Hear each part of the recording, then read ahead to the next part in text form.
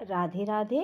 मेरे प्यारे भाइयों बहनों माताओं व बंधुओं, संस्कार की बातें चैनल में आपका स्वागत है। बंधुओं, आज मैं आपके लिए लेकर आई हूँ महाशिवरात्रि व्रत कथा, पूरन पूजा विधि और महाशिवरात्रि का महत्व।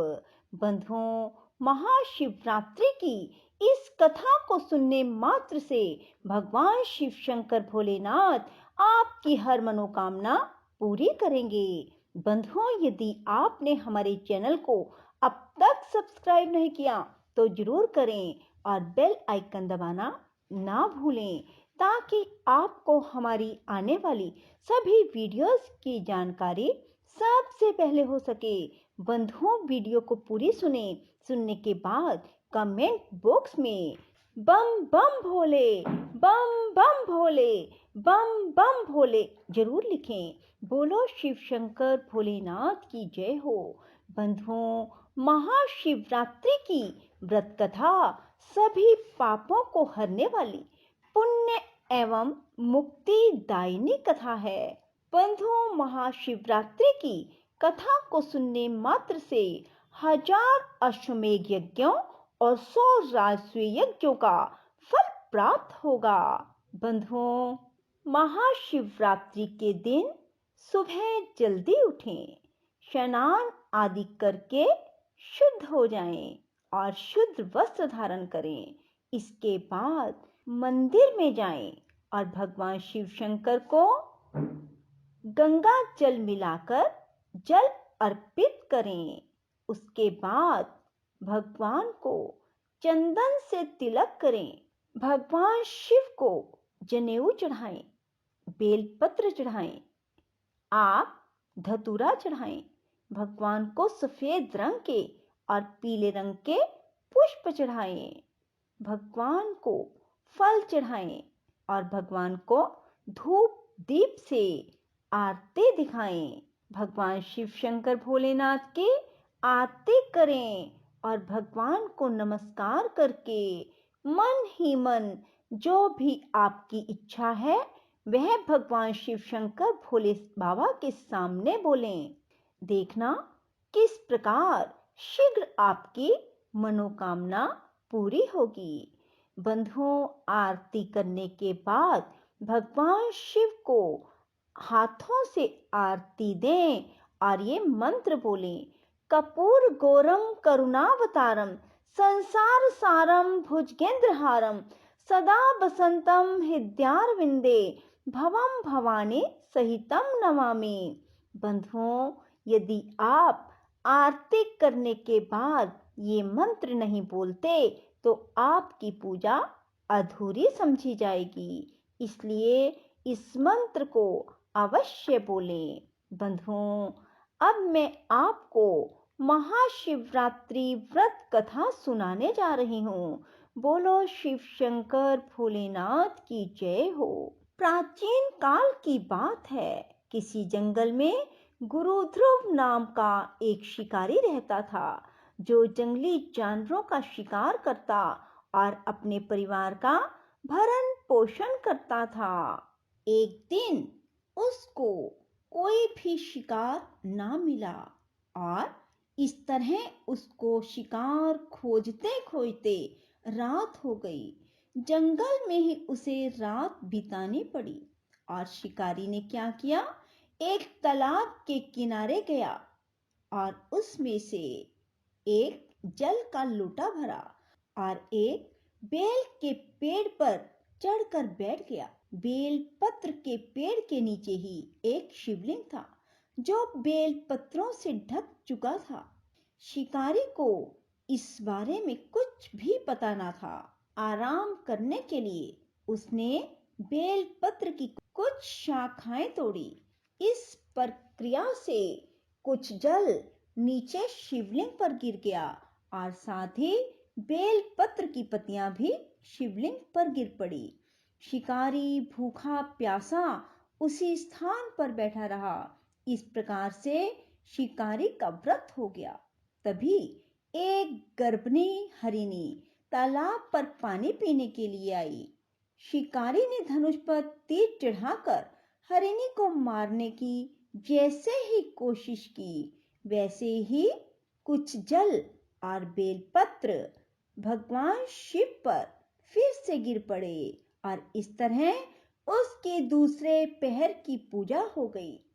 और उस हरिणी ने कहा कि मैं गर्भ से हूँ, शीघ्र ही बच्चे को जन्म दूंगी और तुम एक साथ दो जीवों की हत्या करोगे, यह उचित नहीं होगा।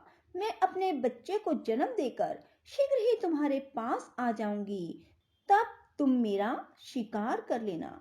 शिकारी ने तीर वापस ले लिया। हरिणी वहां से चली गई। धनुष रखने में कुछ देर बाद एक और हरिणी उधर से निकली। पास आने पर शिकारी ने तुरंत ही धनुष पर तीर चढ़ाया। तभी उसकी तीसरे पहर की पूजा हो गई, क्योंकि जब उसने तीर चढ़ाया तो उसके हाथों से थोड़ा सा जल फिर से शिवलिंग पर गिरा और बेल पत्र की पत्तियां टूटकर शिवलिंग पर गिर पड़ी। जाने अनजाने शिकारी से तीसरे पहर की पूजा हो गई। तभी हरिणी ने शिकारी से निवेदन किया, मैं थोड़ी देर पहले ऋतु से निवृत्त हुई हूँ, कामातुर विरहिणी हूँ, अपने प्रिय को खोज रही हूँ। मैं अपने पति से मिलकर तुम्हारे पास आ जाऊंगी। शिकारी ने इस हरिणी को भी जाने दिया। शिकारी विचार करने लगा। इसके बाद तीसरी हरिणी दिखाई दी, जो अपने बच्चों के साथ उधर से गुजर रही थी। शिकारी ने धनुष उठाकर निशाना साधा और फिर से भगवान शिव पर जल चढ़ा और कुछ बेलपत्र गिरे। इससे उसकी फिर से भगवान शिव की पूजा हो गई। हरिणी बोली, मैं इन बच्चों को इनके पिता को सौंप कर लौट आऊंगी, मुझे अभी जाने दें। शिकारी ने ऐसा करने से इनकार कर दिया। उसने बताया, दो हरिणी को मैं छोड़ चुका हूँ। हिरनी ने कहा, शिकारी मेरा विश्वास करो, मैं वापस आने का वचन देती हूँ। शिकारी को हरनी पर दया आ गई और उसे भी जाने दिया। उधर भूखा प्यासा शिकारी अनजाने में बेल की पत्तियां तोड़कर शिवलिंग पर फेंकता रहा। सुबह की पहली किरण निकली, उसे एक मृग दिखाई दिया। शिकारी ने खुश होकर अपना तीर धनुष पर चढ़ा दिया। तब फिर उससे जल और बेलपत्र शिवलिंग पर गिरे। इस तरह उसकी चौथे पहर की पूजा भी हो गई। मृग ने दुखी होकर शिकारी से कहा, यदि तुमने मुझसे पूर्व आने वाली 3 हरिणियों को और बच्चों को मार डाला है तो मुझे भी मार दो, देर ना करो, क्योंकि मैं यह दुख सहन नहीं कर सकता हूँ। मैं उन हरिणियों का पति हूँ। यदि तुमने उन्हें जीवन दान दिया है तो मुझे भी छोड़ दो, मैं अपने परिवार से मिलकर वापस आ जाऊंगा। शिकारी ने उसे भी जाने दिया। सूर्य पूरी तरह से निकल आया और सुबह हो चुकी थी। शिकारी से अनजाने में ही व्रत, रात्रि जागरण और चारों पहरों की पूजा हो गई और ऐसा करने से भगवान शिव की कृपा से उसे इसका फल तुरंत प्राप्त हुआ। शिकारी का मन निर्मल हो गया। कुछ देर बाद ही शिकारी के सामने संपूर्ण मृग परिवार आ पहुंचा ताकि शिकारी उनका शिकार कर सके। लेकिन शिकारी ने ऐसा नहीं किया और सभी को जाने दिया। महाशिवरात्रि के दिन शिकारी द्वारा पूजन की विधि पूरी करने के कारण उसे मोक्ष की प्राप्ति हुई। शिकारी की मृत्यु होने पर यमदूत उसे लेने आए तो शिव गणों ने उन्हें वापस भेज दिया। शिवगण शिकारी को लेकर शिवलोक में पहुंचे। भगवान शिव की कृपा से ही अपने इस जन्म में राजा चित्रभानु स्वयं के पिछले जन्म को याद रख पाए और महाशिवरात्रि के महत्व को जानकर उनके अगले जन्म में भी पालन कर पाए। बोलो शिव शंकर भोलेनाथ की जय हो। राधे राधे। जय श्री कृष्णा। बंधुओं, यदि आपको हमारी वीडियो पसंद आए तो इसे लाइक करें और शेयर भी जरूर करें। धन्यवाद। ओम त्र्यंबकं यजामहे सुगंधिं पुष्टिवर्धनम् ऊर्वारुकमिव बन्धनात् मृत्योर्मुक्ष्यमामृतात्। ॐ त्र्यम्बकं यजामहे सुगन्धिं पुष्टिवर्धनम् ऊर्वारुकमिव बन्धनात् मृत्योर्मुक्ष्यमामृतात्। ॐ त्र्यम्बकं यजामहे सुगन्धिं पुष्टिवर्धनम् ऊर्वारुकमिव बन्धनात् मृत्योर्मुक्ष्यमामृतात्। ॐ त्र्यम्बकं यजामहे सुगन्धिं पुष्टिवर्धनम् ऊर्वारुकमिव बन्धनात् मृत्योर्मुक्ष्यमामृतात्।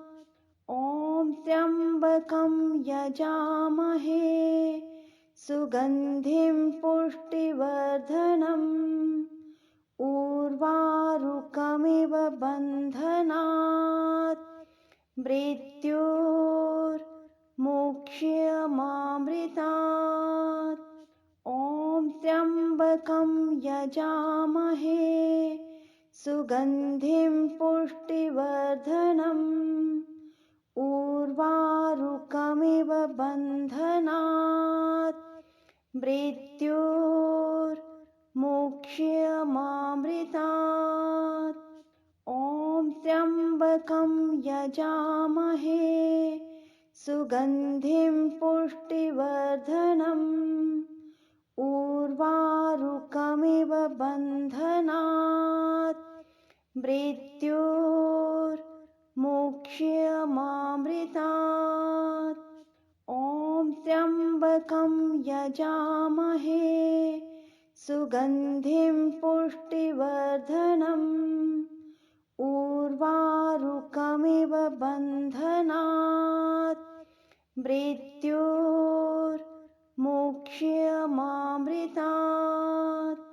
ॐ त्र्यम्बकं यजामहे सुगन्धिं पुष्टिवर्धनम् ऊर्वारुकमिव बन्धनात् मृत्योर्मुक्ष्यमामृतात्। ॐ त्र्यम्बकं यजामहे सुगन्धिं पुष्टिवर्धनम् ऊर्वारुकमिव बन्धनात् मृत्योर्मुक्ष्यमामृतात्। ॐ त्र्यम्बकं यजामहे सुगन्धिं पुष्टिवर्धनम् ऊर्वारुकमिव बन्धनात् मृत्योर्मुक्ष्यमामृतात्। ॐ त्र्यम्बकं यजामहे सुगन्धिं पुष्टिवर्धनम् ऊर्वारुकमिव बन्धनात् मृत्योर्मुक्ष्यमामृतात्। ॐ त्र्यम्बकं यजामहे सुगन्धिं पुष्टिवर्धनम् ऊर्वारुकमिव बन्धनात् मृत्योर्मुक्ष्यमामृतात्।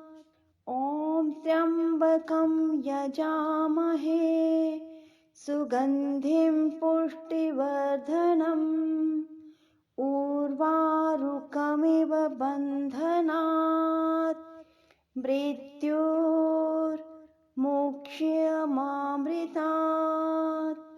ॐ त्र्यम्बकं यजामहे सुगन्धिं पुष्टिवर्धनम् ऊर्वारुकमिव बन्धनात् मृत्योर्मुक्ष्यमामृतात्।